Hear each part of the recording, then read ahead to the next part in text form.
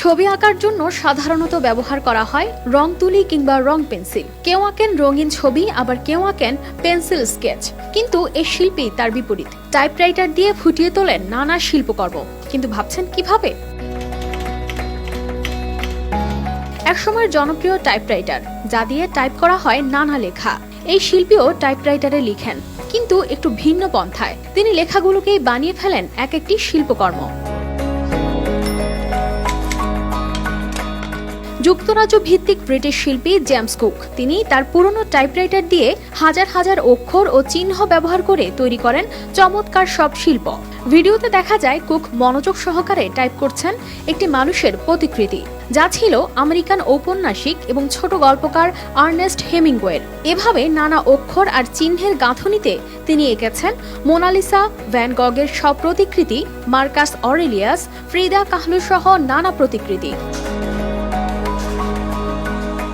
এসবের মধ্যে তার সবচেয়ে উচ্চাকাঙ্ক্ষী কাজ ছিল লোয়ার ম্যানহাটানের স্কাইলাইনের একটি ছবি, যা শহরের 400তম বার্ষিকীর অংশ হিসেবে কমিশন করা হয়েছিল।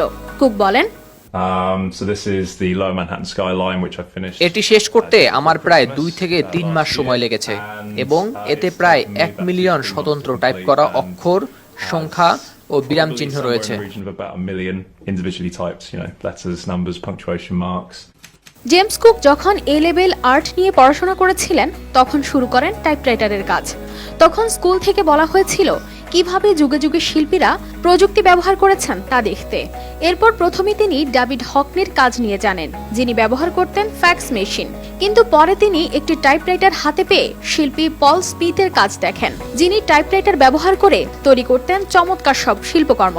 সেখান থেকে উৎসাহিত হয়ে কুক 2014 সালে টাইপরাইটার দিয়ে আর্ট শুরু করেন, যা পরবর্তীতে পরিণত হয়েছিল তার শখে।